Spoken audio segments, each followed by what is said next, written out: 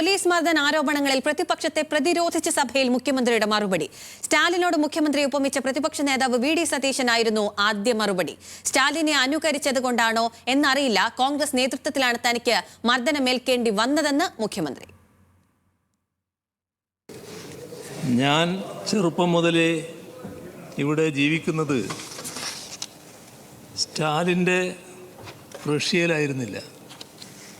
ജവഹർലാൽ നെഹ്റു നേതൃത്വം കൊടുത്ത കോൺഗ്രസ് ഭരണത്തിന് കീഴിലായിരുന്നു രാജ്യമാകെ. 1947 ശേഷം ഏറ്റവും കൂടുതൽ മർദ്ദനത്തിന് ഇരയാകേണ്ടി വന്നത് ഞങ്ങളുടെ സഖാക്കളായിരുന്നു, കമ്മ്യൂണിസ്റ്റുകാരായിരുന്നു. അത്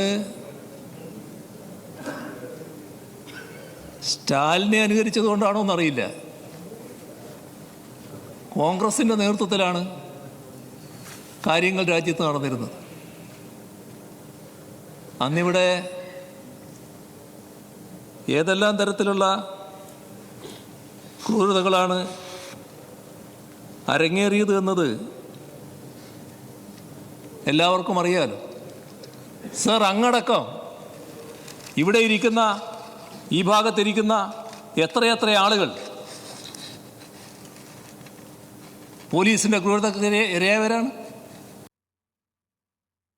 തെറ്റ് ചെയ്യുന്ന പോലീസുകാരെ സംരക്ഷിക്കേണ്ട ബാധ്യത സർക്കാരിനില്ലെന്ന് മുഖ്യമന്ത്രി. ഗുണ്ടകൾക്ക് പോലീസ് അകമ്പടിയിൽ പോയത് UDF കാലത്താണ്. അതിക്രമം ഉണ്ടായാൽ കർക്കശമായ നടപടി എന്നതാണ് LDF നയം. 144 പോലീസുകാരെയാണ് കഴിഞ്ഞ 9 വർഷത്തിനിടെ പിരിച്ചുവിട്ടതെന്നും മുഖ്യമന്ത്രി പറഞ്ഞു. രാജ്യത്ത് എവിടെയെങ്കിലും ഇത്തരം നടപടി എടുത്ത സർക്കാരുണ്ടോ എന്നും പ്രതിപക്ഷത്തോട് മറുചോദ്യം.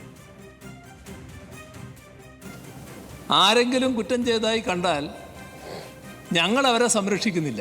അതാണ് ഞങ്ങളുടെ സമീപനം. 2016 മെയ് മുതൽ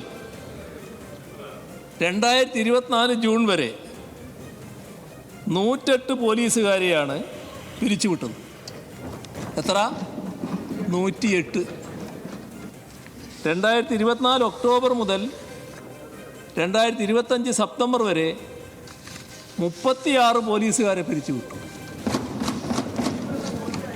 കഴിഞ്ഞ 9 വർഷമായി ആകെ 144 പോലീസുകാരെയാണ് വിവിധ നടപടികളുടെ ഭാഗമായി സേനയിൽ നിന്ന് പിരിച്ചുവിട്ടത്. കുന്നംകുളം കസ്റ്റഡി മർദ്ദനത്തിൽ ആരോപണ വിധേയരായ പോലീസുകാരെ സസ്പെൻഡ് ചെയ്തു. വകുപ്പ് തല അന്വേഷണത്തിന് ശേഷം തുടർ നടപടിക്കും എന്ന് മുഖ്യമന്ത്രി സഭയിൽ പറഞ്ഞു. പരാതിയിൽ അടിയന്തര അന്വേഷണം നടത്തിയ Thrissur city DCRB assistant police കമ്മീഷണറുടെ റിപ്പോർട്ടിൻ്റെ അടിസ്ഥാനത്തിൽ സബ് ഇൻസ്പെക്ടർക്ക് പുറമെ 4 സിവിൽ പോലീസ് ഉദ്യോഗസ്ഥരെ 2023 ഏപ്രിൽ 22 സ്ഥലം മാറ്റുകയുണ്ടായി. പോലീസ് സബ് ഇൻസ്പെക്ടർ അടക്കം 3 പേരുടെ വാർഷിക വേതന വർധനവ് 2 വർഷത്തേക്ക് തടഞ്ഞുകൊണ്ടുള്ള ഉത്തരവും പുറപ്പെടുവിച്ചു. 2025 സെപ്റ്റംബർ 6 ഉത്തരവ് പ്രകാരം ആരോപണ വിധേയരായ പോലീസ് ഉദ്യോഗസ്ഥരെ സസ്പെൻഡ് ചെയ്തിട്ടുണ്ട്. അതിനോടൊപ്പം വകുപ്പ് തല അച്ചടക്ക നടപടിയുടെ പുനഃപരിശോധനാ നടപടികളും നടന്നു വരികയാണ്. അതിൻ്റെ ഭാഗമായിട്ടാണ് മറ്റു തീരുമാനങ്ങൾ വരേണ്ടത്. കുന്നംകുളം കസ്റ്റഡി മർദ്ദനത്തിൽ കുറ്റാരോപിതരെ പുറത്താക്കാത്തതിൽ പ്രതിഷേധിച്ച് നിയമസഭാ കവാടത്തിൽ 2 പ്രതിപക്ഷ MLA-മാർ അനിശ്ചിതകാല സമരം ആരംഭിച്ചു.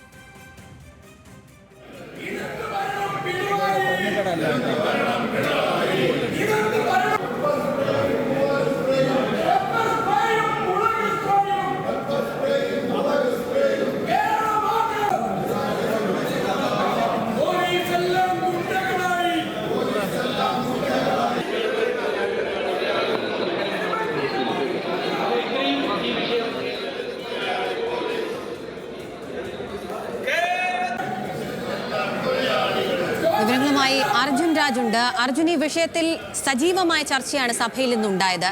അതിന് മറുപടി നൽകിയ മുഖ്യമന്ത്രി ആദ്യം ഉന്നയിച്ചതും കോൺഗ്രസ് ഭരണകാലത്തെ ഇടതുപക്ഷത്തിന് അനുഭവിക്കേണ്ടി വന്ന ക്രൂരതകളുമായി ബന്ധപ്പെട്ടാണ്. അത് മാത്രമല്ല, കുറ്റക്കാരെ സംരക്ഷിക്കുന്ന നിലപാടിലേക്ക് സർക്കാർ പോകില്ലെന്നും പറയുന്നു.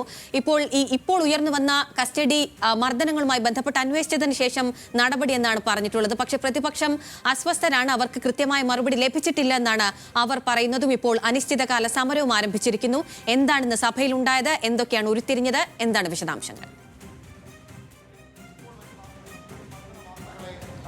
അഖില, പോലീസ് അതിക്രമങ്ങളിൽ പ്രത്യേകിച്ച് കുന്നംകുളത്തെ വിഷയം, യൂത്ത് കോൺഗ്രസ് നേതാവായിരുന്ന സുജിത്തിന് മർദ്ദനമേറ്റ വിഷയത്തിൽ ആരോപണ വിധേയരായിട്ടുള്ള പോലീസ് ഉദ്യോഗസ്ഥരെ സർവീസിൽ നിന്ന് പിരിച്ചുവിടണമെന്നായിരുന്നു പ്രതിപക്ഷത്തിന്റെ ഇന്നത്തെ ചർച്ചയുടെ കാതൽ.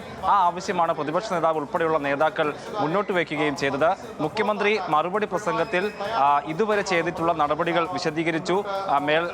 അന്വേഷണം ഇപ്പോഴും പുരോഗമിക്കുകയാണ്. ഈ ആരോപണ വിധേയരായിട്ടുള്ള ഉദ്യോഗസ്ഥരെ സസ്പെൻഡ് ചെയ്തിട്ടുണ്ട്. വകുപ്പ് തല അന്വേഷണം അതിന്റെ റിപ്പോർട്ട് വരുന്ന മുറയ്ക്ക് ബാക്കി നടപടികൾ എടുക്കുമെന്നായിരുന്നു മുഖ്യമന്ത്രിയുടെ മറുപടി. പക്ഷേ അതിൽ തൃപ്തരാകാതെയാണ് ഇപ്പോൾ പ്രതിപക്ഷം അനിശ്ചിതകാല സമരത്തിലേക്ക് പോകുന്നത്. 2 MLA-മാരാണ് നിയമസഭാ കവാടത്തിന് മുൻപിൽ അനിശ്ചിതകാല സമരം ആരംഭിക്കുന്നത്. ഈ ഉദ്യോഗസ്ഥരെ, കുന്നംകുളം വിഷയത്തിൽ ആരോപണ വിധേയരായിട്ടുള്ള സുജിത്തിനെ അതിക്രൂരമായി മർദ്ദിച്ച ഉദ്യോഗസ്ഥരെ സർവീസിൽ നിന്ന് പിരിച്ചുവിടുന്നത് വരെ സമരം തുടരുമെന്നാണ് പ്രതിപക്ഷ നേതാവ് പ്രഖ്യാപിച്ചത്. വലിയ രീതിയിലുള്ള പ്രത്യാരോപണങ്ങൾക്കാണ് ഇന്ന് നിയമസഭ സാക്ഷ്യം വഹിച്ചത്. ഈ വിഷയം, അതായത് പോലീസ് അതിക്രമങ്ങളുമായി ബന്ധപ്പെട്ട വിഷയം സഭ നിർത്തിവെച്ച് ചർച്ച ചെയ്യണമെന്നുള്ള പ്രതിപക്ഷത്തിന്റെ ആവശ്യം മുഖ്യമന്ത്രി അംഗീകരിക്കുകയായിരുന്നു.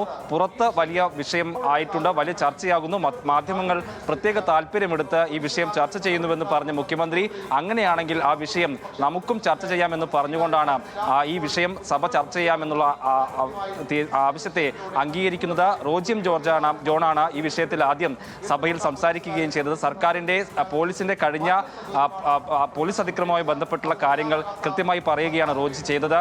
അതിൽ ഡിവൈഎഫ്ഐ നേതാക്കൾക്ക്, ലോക്കൽ സെക്രട്ടറി ഉൾപ്പെടെ പാർട്ടി മെമ്പർമാർക്ക് ഉൾപ്പെടെ മർദ്ദനമേറ്റ കഴിഞ്ഞ കാലത്തെ കാര്യങ്ങൾ ചൂണ്ടിക്കാണിച്ചുകൊണ്ടായിരുന്നു റോജിയുടെ പ്രസംഗം. അതിനുശേഷം ഭരണപക്ഷത്ത് നിന്ന് ഉള്ള ആളുകളൊക്കെ ഈ സർക്കാരിന്റെ പോലീസ് പ്രവർത്തനത്തെ അനുകൂലിക്കുന്ന, അല്ലെങ്കിൽ അതിനെ നല്ല രീതിയിലാണെന്ന് പറയുന്ന തരത്തിലേക്കാണ് ഭരണപക്ഷത്തിന്റെ ഭാഗത്ത് നിന്ന് അതിന് പ്രതിരോധം തീർത്തത്. അതേസമയത്ത് പ്രതിപക്ഷ നേതാവ് കുറെ കൂടി കടുപ്പിച്ച നിലപാടെടുത്തു.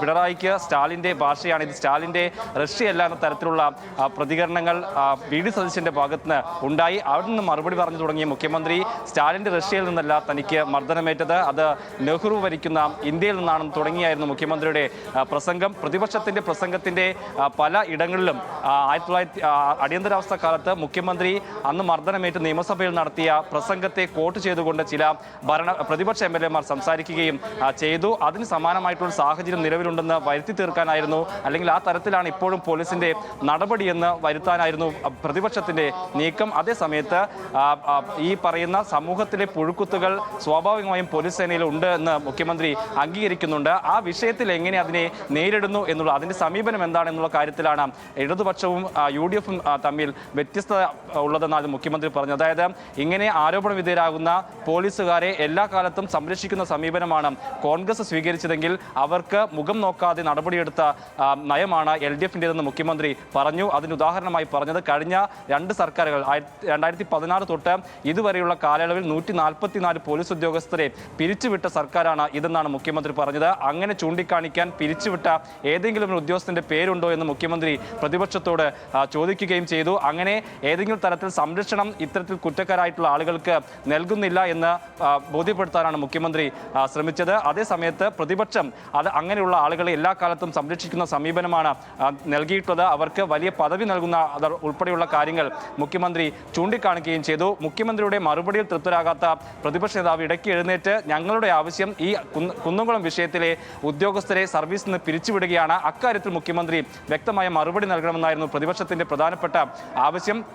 മുഖ്യമന്ത്രി ഇതുവരെ എടുത്ത നടപടികളൊക്കെ വിശദീകരിച്ചെങ്കിലും ഈ പറയുന്ന കുന്നംകുളം വിഷയത്തിലെ ഉദ്യോഗസ്ഥരെ സർവീസിൽ നിന്ന് പിരിച്ചുവിടുമോ എന്നതുൾപ്പെടെയുള്ള കാര്യങ്ങളിലേക്ക് അദ്ദേഹം കടന്നിട്ടില്ല എന്നുള്ളതും പ്രധാനമാണ്. നിലവിലുള്ള, അതായത് സമീപകാലത്ത് പോലീസിനെ നേരിടേണ്ടി വന്ന, അല്ലെങ്കിൽ പോലീസിന്റെ അതിക്രമങ്ങളുമായി ബന്ധപ്പെട്ട് നിലവിലെടുത്തിട്ടുള്ള നടപടികളാണ് മുഖ്യമന്ത്രി വിശദീകരിച്ചത്. അതിനപ്പുറത്തേക്ക് കൂടുതൽ കടുത്ത നടപടികൾ ഈ കാര്യത്തിൽ ഉണ്ടാകുമെന്നുള്ള കാര്യത്തിൽ മുഖ്യമന്ത്രി അങ്ങോട്ടേക്ക് പോയിട്ടില്ല. അക്കാര്യത്തിലൊക്കെ പ്രതിഷേധിച്ചുകൊണ്ടാണ് ഇപ്പോൾ പ്രതിപക്ഷം ബഹിഷ്കരിക്കുകയും അനിശ്ചിതകാല സമരം ആരംഭിക്കുകയും ചെയ്തിട്ടുള്ളത്. നാളെയും ഇത് സംബന്ധിച്ചുള്ള അനിശ്ചിത സമരം 2 MLA-മാരുടെ ഭാഗത്തുനിന്ന് സഭയ്ക്ക് മുൻവശത്ത് ഉണ്ടാകും. അതിനപ്പുറത്തേക്ക് ഈ വിഷയം ചൂണ്ടിക്കാണിച്ചുകൊണ്ട് നാളെയും സഭയിൽ പ്രതിപക്ഷം എന്ത് നിലപാടെടുക്കുമെന്നുള്ളത് പ്രധാനമാണ്. എന്തായാലും വലിയ ഒരു ചർച്ചാ വിഷയമായതിനു ശേഷമാണ് സഭ ഇന്നത്തേക്ക് പിരിഞ്ഞിട്ടുള്ളത്. നാളെ 9 മണിക്ക് സഭ വീണ്ടും ചേരും. അഖില. അർജുൻ രാജാണ് തിരുവനന്തപുരത്ത് നിന്ന് സമഗ്രമായ വിവരങ്ങൾ പങ്കുവച്ചത്.